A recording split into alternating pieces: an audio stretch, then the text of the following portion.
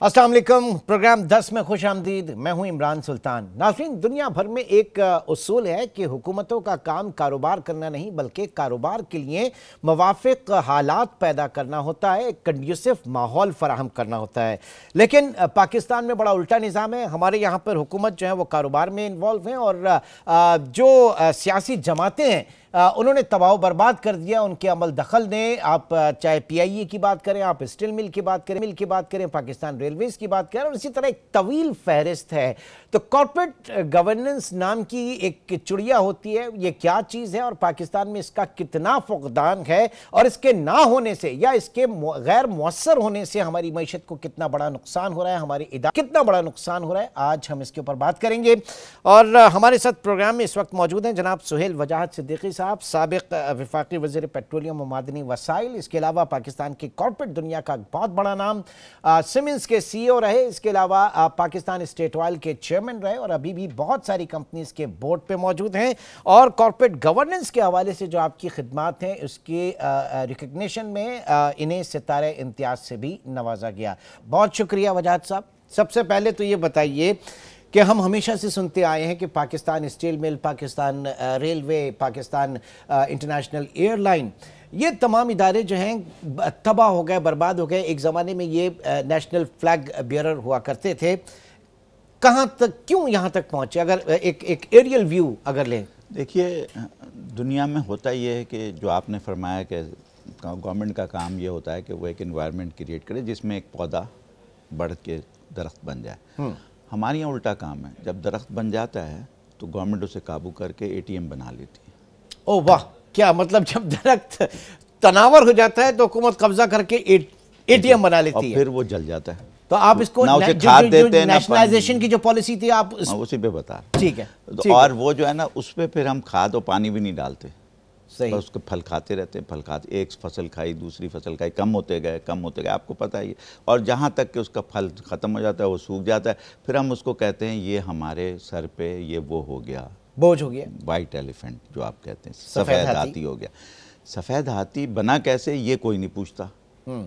इसकी एक हिस्ट्री होती। कोई भी PIA 50 साल में सफ़ेद हाथी बना है।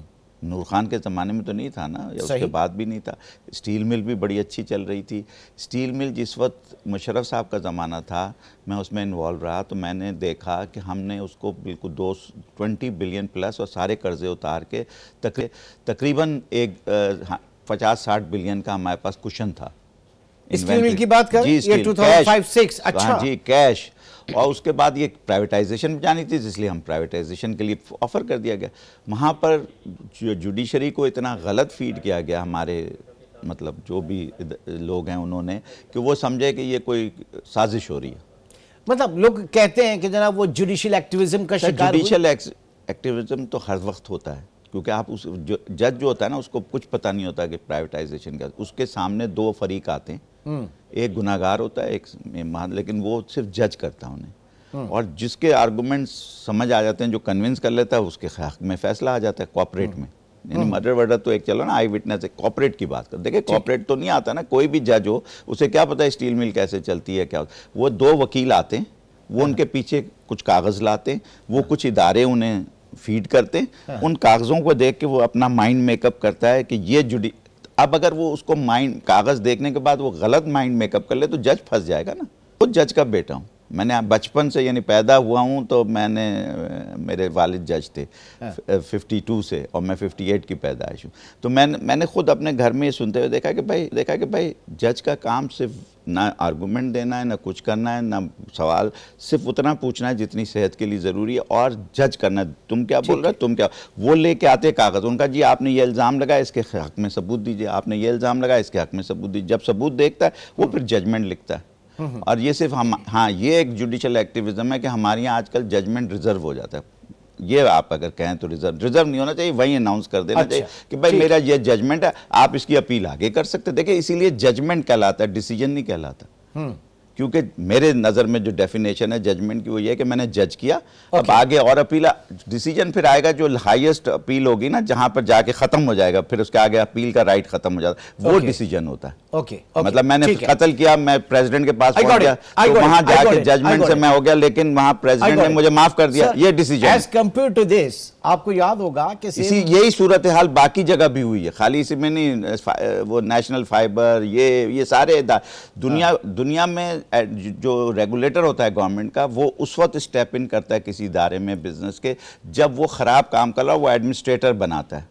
वो भी टेक ओवर नहीं करता, एडमिनिस्ट्रेटर बनाता है। okay, और चाहे वो प्राइवेट सेक्टर से एडमिनिस्ट्रेटर, मतलब आपका जा रहा है कोई, वो नहीं चल रहा, तो उन्होंने कहा सोहेल साहब आप इसमें ज्यादा जानते, जरा इसको देखें तो सही ये लोग गड़बड़ क्या कर रहे हैं। क्योंकि लिस्टेड कंपनियां, लोगों का स्टेक लगा हुआ है मिसाल के तौर पर, या प्राइवेट कंपनी किसी ने शेयर लिया हुआ है, तो शेयर होल्डर तो माइनर है ना, वो बेचारा तो डिसीजन नहीं ले रहा, डिसीजन तो मेजोरिटी शेयर होल्डर ले रहा। ठीक है, तो वो गलत तो नहीं कर, ये बात होती है। ये कॉर्पोरेट गवर्नेंस का बेसिक असूल यही है, बाकी सब कहानी है। ठीक है, कॉर्पोरेट गवर्नेंस में सबसे बुनियादी अगर मैं शुरू करना चाहूं, क्योंकि ज़ाहिर पब्लिक सेक्टर भी है, प्राइवेट सेक्टर भी है। प्राइवेट सेक्टर में हम देखते हैं कि जो लिस्टेड कंपनीज स्टॉक एक्सचेंज के अंदर हैं, तो वहाँ पे बहुत सारे स्टैंडर्ड्स ऐसे हैं कि हम समझ रहे हैं कि काफ़ी हद तक बेहतरी है, लेकिन अभी भी वहाँ पे जो डी लिस्टिंग हो रही है, जो पाकिस्तान का जो सेठ कल्चर है, फैमिली ओरिएंटेड बिजनेस है, वो मेरे ख्याल से बहुत बड़ी रुकावट आ रही है। ये क्या मसला क्या हो रहा है? अभी तो डी लिस्टिंग छोड़ें, लोग सुपर टैक्स की वजह से अपनी कंपनियों को छोटा कर रहे हैं।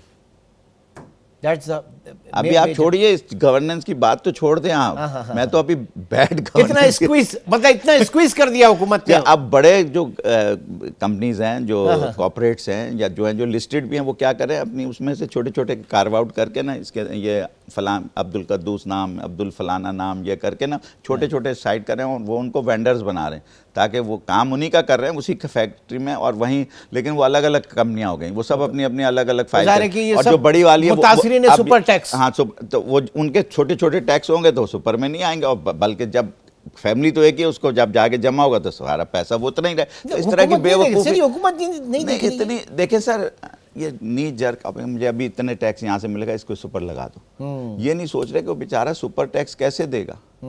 ये तो नहीं ना आप कहें कि जी ये टीवी बहुत अच्छा काम कर रहा है, इस पर ये भी बोझ डाल दो, अल्टीमेटली यू विल कोलैप्स।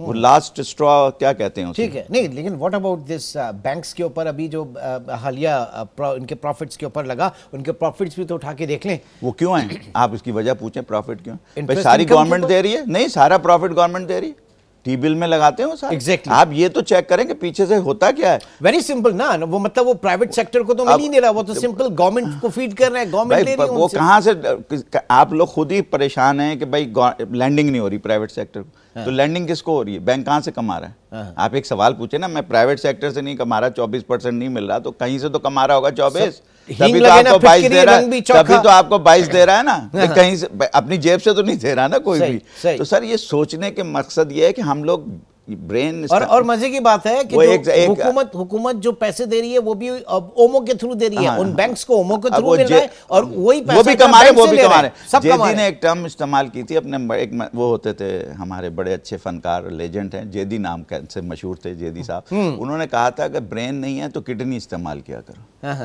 अच्छा, ठीक है सर, आगे हमारे अब किडनी से काम हो रहा है। ठीक है, ये मुझे बताइए कि बोर्ड की जो कंपोजिशन है, वेदर इन प्राइवेट सेक्टर के हवाले से बात, क्योंकि दोनों चीज़ों में मैं आपसे बात कर रहा हूँ, बोर्ड की कंपोजिशन, उसकी इंडिपेंडेंस, उसकी जो है वो कितनी अहमियत की हामिल होती है? इस वक्त जीरो है। इस वक्त अहमियत मैं पूछ रहा हूँ, और यहाँ कोई डिसीजन इंडिपेंडेंट बोर्ड किसी भी कंपनी में, 3 कंपनी को जानता हूँ जो इंडिपेंडेंट, मैंने खुद उन्हें फ़ोन करके कहा यार ये गलत हो रहा है तुम्हारी कंपनी में, मैं उसकी बोर्ड पे भी नहीं, मुझे बाहर से पता चला, मैं कहा ये गलत हो रहा है तुम इस पर, कहना यार वो तो प्रिंसिपल ने कहा हुआ है तो हम क्या कर सकते हैं, हमें तो अपने बोर्ड मेंबर ही चलानी। और चाहे उसका कोई फैमिली उसकी जो एक्सपर्टीज है उस, सर यहाँ हर आदमी रेंट सीकर है। मेरा नाम आ जाए फलां मल्टीनेशनल के बोर्ड पे, मेरा नाम आ जाए मल्टीनेशनल, काम मैंने कुछ नहीं करना, भाड़ में जा रही है, मुल्क को नुकसान कर रही, करते तो मेरा तो हर महीने, हर 3 महीने के बाद एक ट्रिप लग जाता है, मुझे 5,000 10,000 डॉलर मिल जाए, इतनी छोटी चीज़ के लिए जो बोर्ड पे मेंबर है वो अपने आप को भेज दे, इज इट राइट?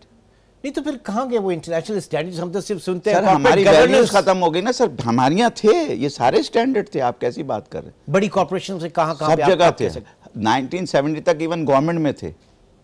70 के बाद हमने ये अजीब किस्म की, मतलब मुझे नहीं समझ आया कि सुसाइडल हमारी उसमें कहाँ से आई है सारी, 71 के बाद हम बिल्कुल तितर बितर हो गए हैं कॉर्पोरेट गवर्नेंस में, हर चीज़ की गवर्नेंस में। हम बात कर रहे थे, बीच में रह गई थी, क्योंकि जब ये स्टील मिल की ट्रांजैक्शंस हो रही थी उसी वक्त इंडिया में वहाँ पे 4G लाइसेंस वगैरह, मेरे ख्याल से वहाँ पे उसका ऑक्शन था, 3G ऑक्शन था, और एक बड़ी कंपनी वहां से उन्होंने वाइंड अप कर दिया था अपना बिजनेस अगेंस्ट दिस। उनके देखिए, आप कहीं भी किसी के साथ जाती करेंगे बिजनेस में, वो नहीं काम करेगा। आज आप मुल्क में जितना मर्जी इन्वेस्टमेंट मंगा लें, डंडे के जोर पे नहीं आएगा। पाकिस्तान में तो डंडा चल जाता है ना, मैं आप पे चला लूंगा, लेकिन मैं फॉरेन इन्वेस्टर पे कैसे डंडा चलाऊंगा कि मेरे मुल्क में आके इन्वेस्ट करो? नहीं होगा ना सर। जब गवर्नेंस ही नहीं, आप खुद कह रहे हैं कि कॉर्पोरेट गवर्नेंस नहीं है, मेरे एसोसीज बैठ रहे हैं इतने बिलियन का, तो कोई पागल है ऐसी लूज सैंड में अपने आप को खड़ा कर लेगा, खुद भी डूब जाए। मैं एक ब्रेक की तरफ जाऊंगा, लेकिन इस पूरे मामले को देखूंगा SIFC के तनाजुर में। स्पेशल इन्वेस्टमेंट इनिशिएटिव जो है उसके हवाले से मैं बात करूंगा। नाज़रीन, सुहेल वजाहत साहब हमारे साथ मौजूद हैं। एक छोटे से ब्रेक के बाद दोबारा मिलते हैं।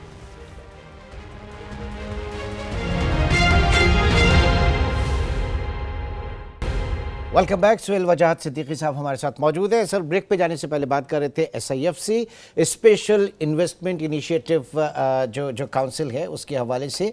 वहाँ पे बात की जा रही है आपके एग्रीकल्चर सेक्टर के हवाले से, कॉर्पोरेट उसमें, फिर वहाँ पे माइनिंग के हवाले से बात की जा रही है, वहाँ पर एनर्जी के हवाले से बात की जा रही है। लेकिन जब आप फॉरेन इन्वेस्टमेंट को लेकर आने की बात है तो बुनियादी तौर पर कॉर्पोरेट गवर्नेंस का मामला आता है।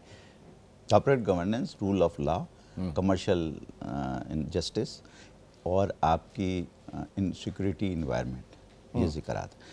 देखिए, अगर SIFC ये काम करने जा रही है जो आपने शुरू में फरमाया कि वो इन्वायरमेंट क्रिएट करना चाह रही, फिर तो ठीक है। अगर SIFC यानी एग्रीकल्चर सेक्टर को नेशनलाइज करना चाह रही है तो वो गलत है मेरे हिसाब से। फिर वही होगा जो मैंने आपको पहले बताया।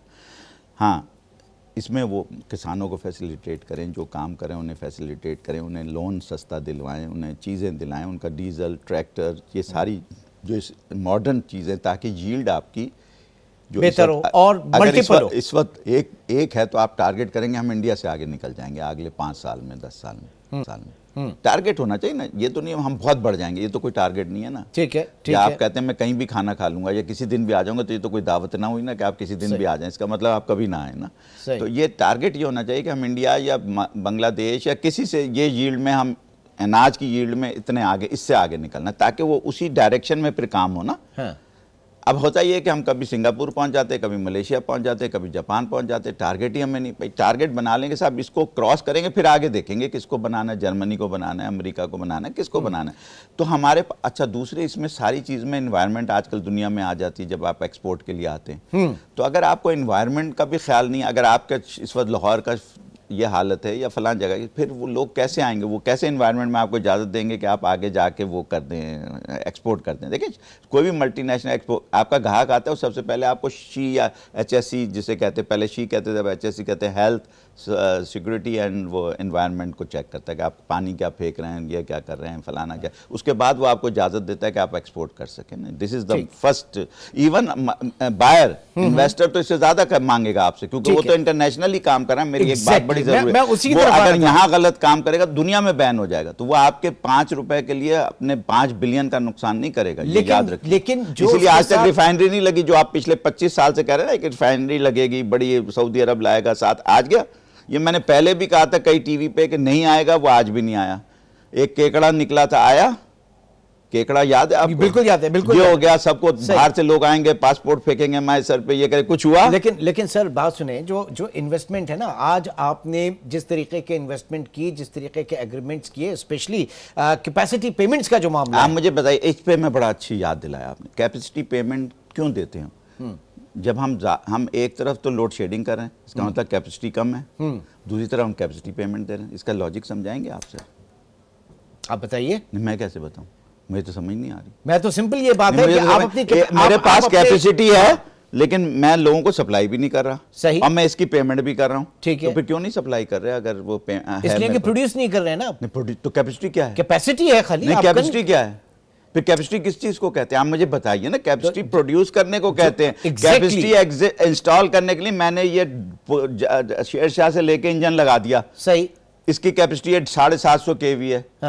तो ये हो गया, ये मेरी कैपेसिटी है। कैपेसिटी की हमें डेफिनेशन नहीं आती इस मुल्क में।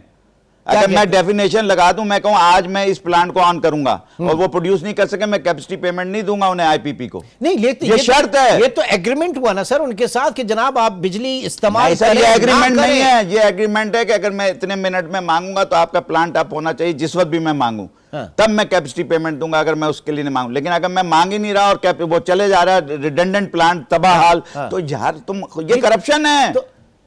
आप समझ ही नहीं रहे मेरी बात को। टेक्निकल मैंने सारी जिंदगी 45 साल इसी दस्त की सराई की सर, बिल्कुल। मुझे थोड़ा सा गुस्सा आ जाता है। नहीं, अच्छी बात है, अच्छी बात है। आप अपना ये गुस्सा जो है वो आगे भी तो दिखाएं। मैं चैनल कर रहा हूं ये गुस्से को आपके चैनल से, लोगों तक समझ तो आए कि ये कैपेसिटी पेमेंट पाकिस्तानी बेचारे बेवकूफ बनाने की बात। सर आप बस समझे ना बेवकूफ कैसे बनाते हैं हमारे मुल्क में। गधे को बकरी, बकरी को कुत्ता, कुत्ते को गधा, गधे को घोड़ा, घोड़े को जिसको चाहे हम बना सकते हैं 1 मिनट में। आज आप बड़े जबरदस्त एंकर हैं, कल हो सकता है आप एंकर नहीं हो।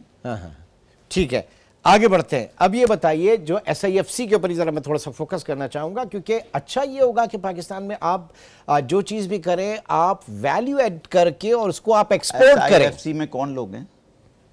उनका बोर्ड बनने मुझे नहीं पता, आप बताइए। आपने जिक्र किया कि SIFC। मैं तो पूछ रहा हूं आपसे, मैं तो आपसे पूछ रहा हूं। मैं आपको नहीं बताऊंगा। आप पहले इन्वेस्टिगेट करें कि उसके मेंबर्स कौन कौन है। सारे ब्यूरोक्रेट्स, सारे प्राइवेट सेक्टर से बहुत थोड़े लोग हैं।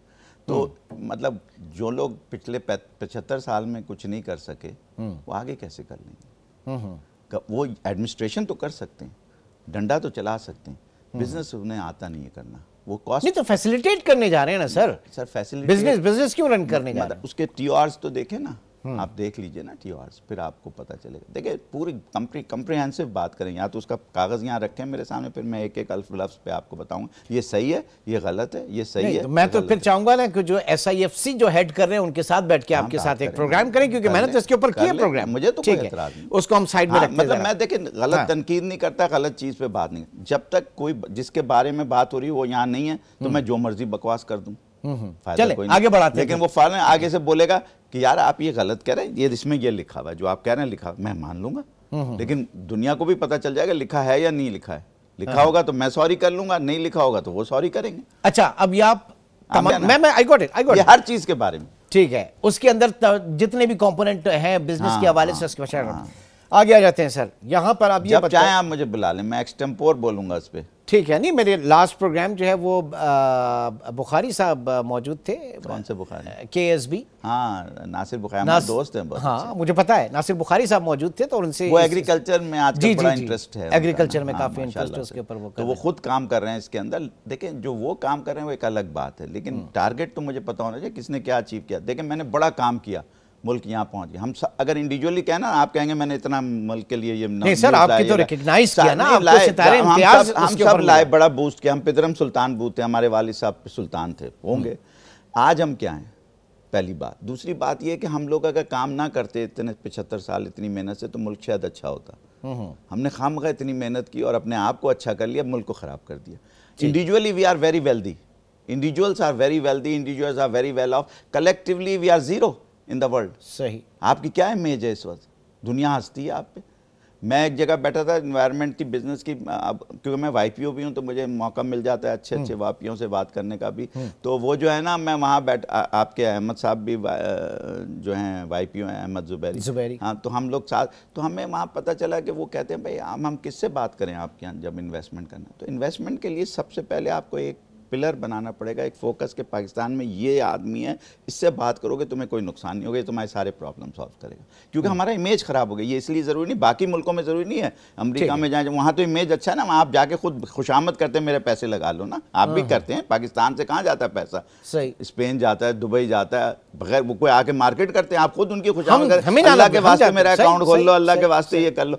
तो वो क्या है, वहाँ इन्वायरमेंट है, उस इन्वायरमेंट को उन्होंने पहले क्रिएट किया। कैमन आइलैंड, ये फलाना, ये सब बनाया ना उन्होंने, आपको आके पहले मार्केट। अब नहीं करते, अब सबको पता है मार्केट क्या। अब उन यहाँ के जो लोग हैं, हमारे चार्टर्ड अकाउंटेंट जो अकाउंटेंट्स हैं, वो बताते हैं यार ऐसे कर लो, ऐसे कर लो, ऐसे कर लो, ऐसे लगा दो। हमारे इलीगल मनी कितना इन्वेस्ट है बाहर, तो वही हमें अट्रैक्ट कर लें पाकिस्तान में। क्यों बाहर इन्वेस्ट है? इसलिए कि हमें अपने मुल्क के इंफ्रास्ट्रक्चर पे यकीन नहीं है।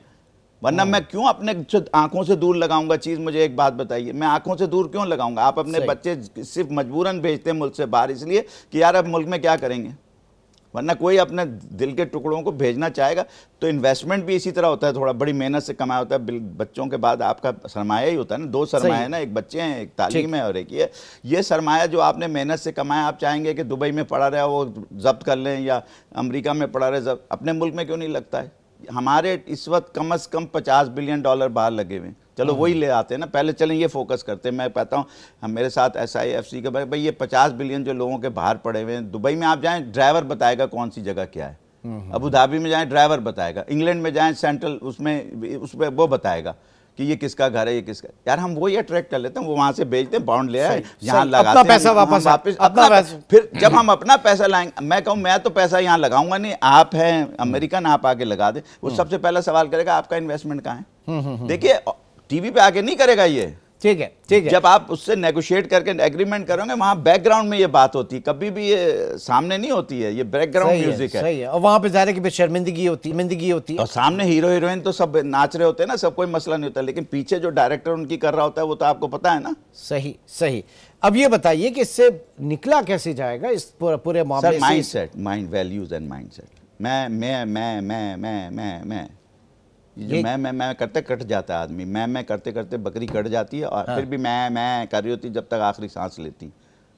ठीक, आगे नहीं बढ़ती, हम नहीं बोलती, ठीक है। तो मैं से हम की तरफ हमें आना है, हम का सफर है। दूसरा ये है कि हमें अपने जाती मफाद को कुछ देर के लिए, जाती मफाद आपका रहेगा, ऐसा होता नहीं है कि आप कोई काम करें उसमें जाती मफाद आपका हो, नहीं, ये गलत बात है।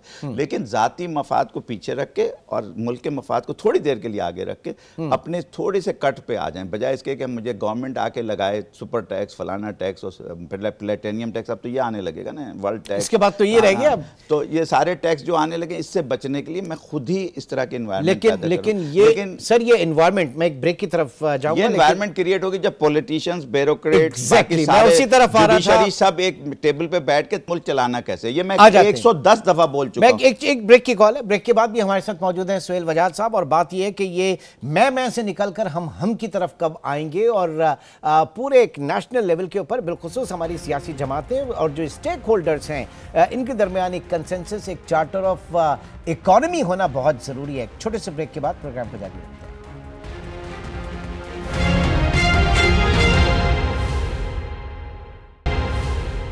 Welcome back. पाकिस्तान की मईशत बहाली की तरफ कैसे जा सकती है, क्या बुनियादी इक़दाम लेने होंगे, सोच को किस तरीके से बदलना है, माइंडसेट किस तरह बदलना है। सुहेल वजाद सिद्दीकी साहब हमारे साथ मौजूद हैं। जी सर। सर देखिए, हमारे मुल्क में 5 इदारे, मैं आदमियों की बात कभी नहीं करता, आदमी कोई चीज़ नहीं, इदारे रहता है, आदमी ख़त्म हो जाता है। इदारे सारे हैं जो 1947 में बने थे, आज भी है ना, जिस शेप में भी है वो अलग बात है, लेकिन इदारा है। इदारे हैं हमारे पास। सबसे पहले एक इदारा कहलाता है प्रेसिडेंट ऑफ पाकिस्तान का, दूसरा इदारा होता है वज़ीर आज़म पाकिस्तान का, तीसरा इदारा होता है आपका ब्यूरोक्रेसी के जो सेक्रेटरीज हैं, जो इनमें हर आदमी नहीं इन्वॉल्व होता है, इसमें चंद लोग इन्वॉल्व होते हैं। तीसरा इदारा है जुडिशरी, चौथा चीफ जस्टिस ऑफ पाकिस्तान का, जो भी चीफ जस्टिस है उसके साथ जितने भी उस वक्त मेंबर्स हैं वो। फिर एक है सिविल सोसाइटी, उसके कुछ प्रोमिनेंट मेंबर्स होते हैं जिनका एक ट्रैक रिकॉर्ड होता है कि उन्होंने पर्सनली कुछ नहीं किया, मुल्क के लिए किया, या किया भी पर्सनली भी जो अचीवमेंट के ज़ाहिर पहले तो आप पर्सनल अचीवमेंट करते तभी तो हम पब्लिक की नज़र में आते हैं ना, तो वो अचीवमेंट किया, लेकिन पॉजिटिव अचीवमेंट किया, नेगेटिव नहीं कि मैंने किसी को चोरी कर ली या किसी को मार दिया या उसके ज़मीन पर कब्जा कर लिया, ये नहीं। मतलब मैंने खुद अपनी मेहनत से एक बहुत बड़ी कंपनी बनाई, उसमें मैंने ये काम किया, ये किया, उसे ग्रो किया, तो मेरी एक वैल्यू आएगी ना, तो वो सिविल सोसाइटी का बंदा इस तरह, ये मैं क्वालिफिकेशन बता रहा हूँ, ठीक, जैसे मैं 5P और 2C कहता हूं, तो लेकिन वो बाद में कभी बताऊंगा आपको। और हमसे का कॉन्सेप्ट ये मैंने पढ़ाता भी हूँ कई लेक्चर। तो कहने का मकसद है कि वो जब आपका होगा, देखिए पढ़ाना अलग है, इम्प्लीमेंट करना अलग है। पढ़ाना बहुत आसान है, मैं जो मर्जी बोल दूँ आपसे, यहाँ जो भी अगर आप मुझे कहें जाके इम्प्लीमेंट करो तो फिर मेरा टेस्ट होगा, और मैं अगर मेरे पास वो कैपेसिटी नहीं है तो वो कैपेसिटी नहीं है। अगर मैं इंप्लीमेंट नहीं कर सकता तो आप कहें मेरी नॉलेज की तो कैपेसिटी है ना सर, आप उसके तो पैसे देना। नॉलेज की क्या बात है भाई, ये तो बंदर के पास भी है नॉलेज और शेर के पास भी है, तो शेर इंप्लीमेंट करता है, बंदर से नाचता है इधर से उधर, इधर से उधर। मेरी कोशिशें तो देखो, तो मेरी कोशिशें नहीं देखनी, मैंने एक थप्पड़ मार के काम करवाना है, तो वो जो है ना कैपेसिटी से कहते। इसलिए मेरा ये जो 5 इदारे मैंने आपसे कहा, यानी पॉलिटिकल पार्टीज, एक अगर आप आसानी के लिए करें तो 4 हो जाते हैं, फॉरेन पॉलिसी, जो कि पॉलिटिकल पार्टी की भी जिम्मेदारी है और हमारी सिक्योरिटी इदारों की भी जिम्मेदारी। फिर चीफ ऑफ आर्मी स्टाफ, जो क्योंकि हमारे यहाँ फौज का काफ़ी से है बाय 1947 इसी तरह से, क्योंकि हमारे पास 47 में फौज ही लेके आई थी ना, एक तरीके से हमने कार्व आउट किया था ना अपने आप को। चार को कार्व आउट हुए ना, आज़ाद तो हुए लेकिन उसको अगर आप कॉर्पोरेट टर्म में देखें तो हम कार्व आउट हुए थे। सही। इंडिया खुद अपनी जगह रह गया था, इंडिया से हम कार्व आउट होकर निकला। इंडिया तो वहीं था, आज़ाद कहाँ से हुआ, इंडिया तो जहाँ था वहीं था। सही। हम हटे ना, इंडिया का नाम तो नहीं बदला ना। नाम किसका बदला आज़ादी के बाद? किस इलाके का? उनका बदला, उनका वैसे मैं इस तरह से वही है। तो वो तो आज़ादी इसलिए 15 को हुई, हमारी 14 को हुई, क्योंकि वो तो वहीं थे। हम आज़ाद होते तो इंडिया बनता ना। इसकी लॉजिक आज तक मैंने जो सोची है वो यही है, 14-15 की। ठीक है। 15 मैं सोचता हूँ चीज़ों पे, तो मेरी नज़र में मैं भी गलत हूँ कि वो 15 इसलिए बने कि भाई हम निकलते तो बाद इंडिया बनते ना। सही है। तो इसलिए उनका नाम तो इंडिया ही था ना। वो कैसे पहले बताते थे हम इंडिया, तो कहते फिर तो पाकिस्तान बन ही नहीं सकता। सही है भाई, हम कार्व आउट होंगे तो इंडिया अपनी जगह बनेगा। जो रिमेनिंग रहा वो हो गया, रिमेनिंग रहा। तो कहने का मकसद है कि ये चीज़ें कॉर्पोरेट गवर्नेंस की इस तरह से आएंगी कि सर आपके ये जो 6 लोग मैंने जिनका जिक्र किया, जुडिशियल एस्टेब्लिशमेंट जिसे आप कहते हैं, ब्यूरोक्रेसी प्लस आर्मी की एस्टेब्लिशमेंट जितनी भी है, तीसरी इजी कर लें तो आपकी पार्लियामेंट, और फिर ये सिविल। तो ये 4 को मिला, इसमें फॉरेन, इसको इनके सब सेट्स हैं, फॉरेन पॉलिसी, छोटे छोटे फाइनेंस पॉलिसी, ठीक है, ये सारे, ये जब आप करके एक वो बनाते हैं फैब्रिक, तो आप देखिएगा कि विद इन 5 years इंशाल्लाह, अगर ये बना, किसी को ये समझ आई ये बात, जैसे जब आप बता देते तो बात बड़ी आसान लगती तो है। आप दे रहे हैं ना, हाँ, बहुत आसान लगती है जब मैं बता दूंगा। मैंने जैसे कहा 14-15, आप इस पे सोचना शुरू कर देंगे। आप खुद विफाकी वजीर भी रहे जी, मैंने अच्छा, लेकिन मैं जब मैं रहा तो मेरे हाथ ऐसे थे। नहीं तो ये तो अभी भी हाथ आप सुने, नहीं तो यही तो माइंडसेट चेंज करना है कि हाथ ये नहीं रहे। मुझे ये मुझे वफाकी वजीर बना के ये कह दिया जाए कि देखिए आपकी अकाउंटेबिलिटी सिर्फ आपके रिजल्ट्स पे होगी। आप कैसे वहां पहुंचते हैं, क्या कॉर्पोरेट गवर्नेंस के ये असूल हैं, ये पैरा, इसको रेड लाइन क्रॉस नहीं करना। ठीक। और उसके बाद आप, लेकिन आप मुझसे ये कहें कि ये कैमरा इस वक्त ऑन होगा, मैं आपसे आके यहाँ पाबंदी उस वक्त दूंगा जब मेरी मर्जी से कैमरा ऑन होगा, जब मेरी मर्जी से कैमरा ऑफ होगा, जब आप मेरी मर्जी का सवाल पूछेंगे। तो आप एंकर किस बात के, मुझे बताइए। ठीक है, मैंने तो आपसे कोई सवाल नहीं, मैंने आपसे कहा आप मुझसे, मैंने आपसे पूछा नहीं, एक सवाल पूछ, देखिए बहुत जरूरी है माइंडसेट के, मैंने आपसे पूछा आप मुझसे क्या सवाल पूछेंगे या मुझे क्यों बुला रहे हैं? नहीं, आप ईमानदारी से बताइए। सबके सामने समझा तो आपको बुलाया ना। नहीं, आपसे मैंने पूछा कि भाई आप मुझसे कोई ऐसा सवाल, मैंने कहा आप जो मर्जी सवाल पूछे। तो मसला ये है कि तब आपके हाथ खुल गया ना। अगर मैं ये कहता नहीं, मैं इसका जवाब ही नहीं देता, मैं तो इस पे बात ही नहीं करूंगा, तो आपके हाथ कैसे? ये मैं हाथ बंद करने का ये असूल बता रहा हूं। सर ये लेगेसी अभी तक फॉलो है, ये अभी तक चल रही है। मतलब बात ही की जाती है कि जनाब जो ब्यूरोक्रेसी है वो साइन नहीं करती क्योंकि नैब का डर है। मिनिस्टर के पास इस वक्त जाइए, मिनिस्टर के पास जाइए, बोला ये असल का सही काम है, मैं आपको बता कर दे कि यार छोड़ो, कौन नैब में बाद में जवाब दे। एग्जैक्टली, ये कल्चर खराब हो गया ना सर। इसमें मैंने क्या करना है या आपने क्या करना है? एक वक्त में हम कल्चर सही कहते सब ठीक हो जाएगा। देखिए इसमें कागज, इसमें पैसा लगेगा, इसको सिर्फ हमने एक फाइल नोट से या क्या कहते हैं एसआरओ या जो नोटिफिकेशन या जो भी हम बनाते हैं। मैं किसी पॉलिटिशियन से बात कर रहा था, मिसाल के तौर पे कह रहे हैं पॉलिटिकल विक्टिमाइजेशन है, नैब तो क्यों है भाई? आप भी पॉलिटिकल, मैं भी पॉलिटिकल, तो पॉलिटिकल विक्टिमाइजेशन तो हर हम खुद पॉलिटिकल वाले जब दूसरा विक्टिमाइज हो रहा तो तालियां बजा रहे होते हैं भैया। ऐसे में ब्यूरोक्रेसी जो है, सर मुझे किसी पॉलिटिकल वाले के साथ बैठा दे, मैं उससे पूछूं तू ताली क्यों बजाता है जब दूसरा बंद होता है? जब नैब में बंद होता है वो कहे वो बंद हो गया, वो चोर है, फिर वो निकल आता है, फिर वो कहता है वो चोर है, चोर। यार ये कोई तरीका है? ये आप कहते हैं हमारा कल्चर है, इसे वल्चर कहते हैं। नहीं, लेकिन इसने पाकिस्तान की मईशत को कितना नुकसान, सारा नुकसान खत्म हो गई। मईशत है कि आप मईशत की, किसी ने लिखा, एक हमारे बहुत दोस्त हैं, उसमें वो भी थे स्पेशल असिस्टेंट, वो रोज भेजते अपना। मैंने उनसे पूछा पाकिस्तान में आप जो डिस्कस करें मईशत, इज मईशत दया? डिस्कस तो उस एंटिटी को करता है जो वहां होती है। कर्जे को अगर आप मईशत कहते हैं तो बड़ी सही बात है, आपको फिर मुबारक हो सर, इस मईशत को ठीक करना। इस वक्त तो आप कर्जा उतारने की मुहिम पे सोचें, मईशत तो अलग बात है। ठीक, अब मौजूदा ये जो हुकूमतें हैं, जाहिर है कि हमने देखा हमेशा, देखिए काम हर हुकूमत गुडविल में करती है काम, लेकिन उसको समझ आनी चाहिए कि मैं जो कर रही हूँ ये वाकई सही काम है या गलत है, इसका रिजल्ट क्या आएगा। देखिए अगर रिजल्ट नहीं आता 3 महीने के बाद तो उसे चेंज कर दें उस वाले को। जरूर नहीं, हर डिसीजन सही नहीं होता, हर डिसीजन गलत भी हो जाता है। डिसीजन ना लेना बड़ा खतरनाक होता है, डिसीजन लेके गलती करके उसे ठीक करना आसान लेकिन सर ये आजमाए हुए लोगों को ही आजमाना, तो ये तो सबसे बड़ी गलती है। अब देखिए ना, ये सबसे बड़ी गलती है। पीपल्स पार्टी देख लें, नून लीग देख लें, जिनके फाइनेंस मिनिस्टर और इनके और ब्यूरोक्रेसी में हमारी नजर जाती नहीं उन 6-7 लोगों के अलावा किसी पे। यही तो सबसे बड़ा मसला है। फिर वो दूसरी पार्टी में आके पहली की बुराइयां कर रहे होते हैं, और जबकि नहीं, जैसे ही वो दूसरी पार्टी, ये एक्टिविज्म इजाजत है पॉलिटिकल होना नहीं चाहिए। नहीं, मुझे बताइए, तो मेरे पॉलिटिशियन तो खुद इन्वॉल्व हैं इन सारी चीजों में। भाई मैं सदर हूं किसी पार्टी का, तो मैं किसी को लेता हूं पीपल्स पार्टी से या नून से या कहीं से भी, मैं अपनी एक पार्टी बनाता हूं, उसमें लेता हूं, तो मुझे ऐसे लोग लेने चाहिए जिनको बाद में मुझे डिफेंड ना करना पड़े। अब जिसके ऊपर ऑलरेडी मसाइल चल रहे हैं उसको आपने ले लिया। यानी वो 4-5 वजीर खजाना हैं जो मुख्तलिफ पार्टीज में रहे एक दूसरे के, और आप भी जब बुलाते हैं लोगों को खजाने पे, तो सिर्फ उन्हीं लोगों को बुलाते हैं जिनको आपने देखा हुआ होता है, जिन्होंने बेड़ा गर्क किया पॉलिसी बोल बोल के। नहीं सर, हमने, आप हमारी तरह गेस्ट लिस्ट के ऊपर जाइए, हम तो बहुत टैलेंटेड लोगों को लाने की कोशिश, लेकिन वो बात नहीं कर सकते जिस तरह से आप बात कर रहे हैं ना, वो कह नहीं सकते। नहीं तो अगर कोई नहीं कहेगा तो कैसे चलेगा मुल्क में काम?